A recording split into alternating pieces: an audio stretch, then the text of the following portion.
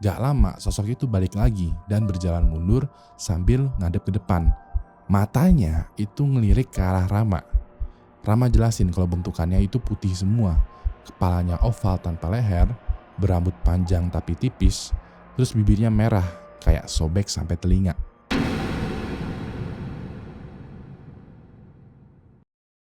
Jadi gini ceritanya, sekitar tahun 2014 ada satu thread Kaskus yang dibaca lebih dari 1,9 juta orang.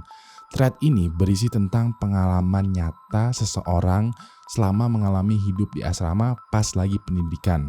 Pas dia lagi ada di sana, dia itu sering dihantuin sama wujud yang kalau gue boleh bilang sih kayak wujudnya kayak kuntilanak tapi mukanya kayak Joker. Ceritanya ini beneran serem banget, bener-bener kalau gue baca sih ini ceritanya kisah nyata dan seram dan menurut gue make sense. Menurut gue seram nih. Menurut lo gimana? Kalau sekiranya seram, nanti di akhir video kasihlah gue jempol ke atas. Kalau sekiranya likes yang mencapai 20.000 akan gue lanjutin lagi ke part kedua. Tapi kalau kurang dari itu ya mungkin menurut lo kurang serem, jadinya gue ganti topik. Nama gue Ewing dan ini adalah serba-serbi misteri tentang thread viral di Kaskus, yaitu kisah horor di asrama. Kalau lo adalah seorang yang aktif di forum diskusi, lo pasti tahulah sama forum yang namanya Kaskus. Secara, Kaskus itu adalah salah satu forum terbesar yang ada di Indonesia. Di sana orang-orang bisa nge-share berbagai macam pengalaman, entah itu yang menyenangkan, yang menyedihkan, terus juga ada nih pengalaman yang horor. Nah, satu user Kaskus yang namanya Valen Uryu itu menulis sebuah thread pengalamannya selama di asrama pendidikan. Secara pribadi, gue udah mendapatkan izin nih untuk menyampaikan ceritanya di channel ini. Nah, gue akan bercerita tentang kejadian yang dialami oleh si Valen Uryu ini. Valen Uryu ini nulis thread yang bisa dibilang sudut pandang dia sendiri. Dia menulisnya kalau namanya itu, gue gak tahu nama asli atau bukan ya, tapi namanya dia aslinya adalah, nama yang dipakai adalah Rama. Ceritanya, Rama baru masuk sekolah asrama setara SMA di Tangerang. Rama dapat kamar asrama Rayon Umba nomor 304 yang ada di lantai 3. Di dalam kamar itu ada kasur tingkat jumlahnya 5 untuk 10 orang penghuni. Pasangan kasur tingkat itu diisi sama Rama dan Raffi, Radit dan Fajri, Ardi dan Farhan, Ibra dan Ahmad, sama satu lagi adalah Herman dan Raihan. Beberapa di antara mereka adalah orang yang merantau dari jauh. Singkat cerita, mereka udah saling mengenal dan asik mengobrol sampai jam 2 malam.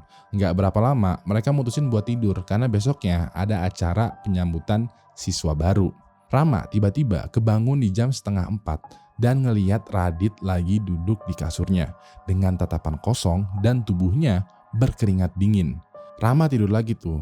Lalu di jam setengah 5 Rama dibangunin sama yang lain karena pada panik kalau Radit itu masih di posisi yang sama. Radit ini itu gak ngerespon apa-apa padahal udah ditanya berkali-kali, udah dipanggil berkali-kali. Akhirnya mereka manggil penjaga asrama yang namanya Pak Umar. Pak Umar ini datang dan akhirnya tuh ngebacain ayat-ayat suci buat nyadarin si Radit. Baru deh di sore hari Radit cerita kalau dia lagi liatin jendela kamar sambil nungguin ngantuk. Terus pas dia lagi ngeliatin jendela itu, tahu-tahu ada yang lewat di lorong koridor lantai 3 dengan cepat seperti terbang. Gak lama sosok itu balik lagi dan berjalan mundur sambil ngadep ke depan. Matanya itu ngelirik ke arah Rama. Rama jelasin kalau bentukannya itu putih semua. Kepalanya oval tanpa leher, berambut panjang tapi tipis, terus bibirnya merah kayak sobek sampai telinga. Kakak kelas mereka yang bernama Musrar itu jelasin kalau di asramanya itu ada semacam penghuni gaib yang jumlahnya ada 3. Salah satu makhluknya adalah yang dilihat sama Radit tadi. Makhluk itu yang bisa dibilang yang dilihat sama Radit tadi itu adalah makhluk yang paling tua yang ada di asrama ini dan biasa disebut dengan Joker. Ya ini serius kayak hantu Joker gitu. Kayak pertama kali gue baca kayak Joker. Kenapa namanya Joker gitu kayak Lanjut lagi ya. Katanya sosok itu sewaktu hidup itu menghuni kamar 304 yang diisi sama, ya lagi diisi nih sekarang sama Rama dan kawan-kawan. Ini baru hari pertama dan mereka itu udah disambut sama sosok Joker. Suatu waktu pas bangun tidur, Rama ngelihat Radit nih di posisi yang sama kayak pas mergokin sosok si Joker. Kayak Radit terlihat lagi kayak berpikir keras. Sore harinya, Radit tiba-tiba ini menangis histerisnya kayak Radit kenapa sih kayak masalah banget hidupnya. Setelah ditenangkan, Radit cerita kalau setiap malam dia itu mimpiin sosok Joker. Radit bilang kalau malamnya tadi itu Joker sempet muncul di mimpinya dan nyuruh untuk gak nempatin kamar 304. Setelah kejadian ini, kakeknya Rama itu datang ke asrama dan membacakan doa-doa agar si Joker itu gak ganggu lagi. Cuman pribadinya si Radit ini jadi berbeda. Dia jadi lebih berani. Bahkan dia kelihatan berjalan-jalan sendirian di koridor pas lagi larut malam. Dari beberapa kejadian tadi ya, cuma Radit doang nih yang diteror sama si Joker. Kayaknya Radit emang punya masalah nih. Pokoknya yang namanya Radit itu jangan dipercayalah. Sampai suatu hari, Rama sama Raffi, pokoknya temennya si Rama nih satu lagi ya, itu nunggu jemputan buat bisa pulang dari libur bulanan. Tiba-tiba Raffi malah teriak kenceng dan celengukan nyari sesuatu di koridor lantai 3. Rama nyuruh Raffi buat ikutan turun ke lantai bawah.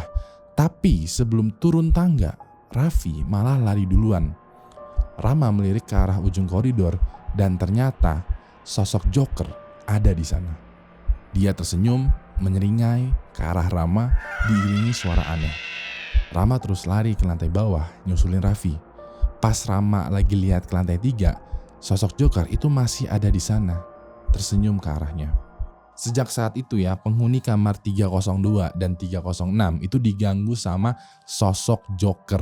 Rama dan temannya sempat melapor ke Pak Umar dan selanjutnya ada jadwal patroli gitu. Jadi tiap malam si Pak Umar bakalan keluar untuk ngecek-ngecekin nih. Pas patroli keliling koridor, Pak Umar nyuruh Rama dan temannya buat baca-baca doa. Ya, tapi nggak lama kedengeran tuh suara gedoran keras dari arah kamar mandi di ujung koridor. Dari sana Pak Umar yakin kalau sosok Joker ini emang berasal dari kamar Rama. Setelah beberapa minggu kemudian, Kak Mansur tuh masang satu lukisan tokoh agama di kamar Rama. Katanya lukisannya itu emang udah ada di sana sebelum kamarnya udah dicat. Suatu waktu pas lagi main kartu nih, Radit dan teman-temannya, Radit itu nyuruh Rama dan temennya buat lepasin lukisan yang digantung. Alasannya lukisannya itu kayak ganggu pemandangan. Nah, ya udah deh, karena itu perintah, lukisannya disimpan di atas lemarinya si Ahmad. Radit ini itu kan selalu keluar tengah malam nih. Dia bilang mau jemur baju ke lantai 4. Terus juga Rama kayak makin aneh karena di luar itu lagi hujan deras. Lo ngapain jemur baju tengah malam pas lagi hujan deras? Si Rama nanya. Radit dengan entengnya menjawab, mau ketemu Joker. Besok paginya seisi kamar 304 itu heboh karena semua isi lemari itu sudah berantakan. Ardi bilang kalau Radit lah pelaku yang mengacak-acak lemari. Cuman Radit bilang kalau pelakunya adalah sosok yang lagi dia tunjuk nih sekarang, yang ada di jendela kamar. Siapa lagi kalau bukan si Joker. Semuanya berjalan baik-baik aja ya. Mereka udah lumayan beraniin diri, udah mulai terbiasa sama keberadaan si Joker ini.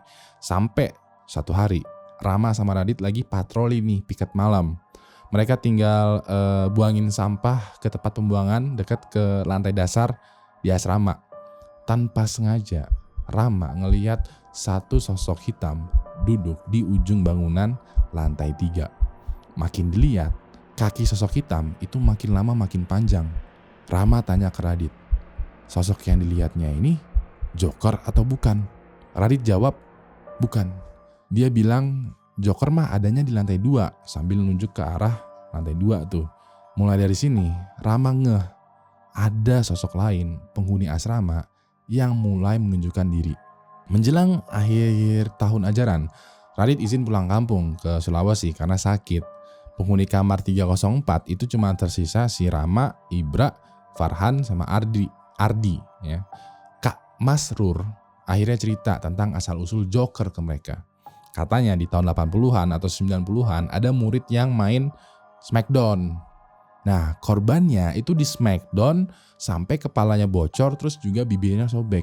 Dilihat dari bentuknya, ada yang percaya kalau sosok Joker itu adalah arwah si murid yang korban Smackdown itu.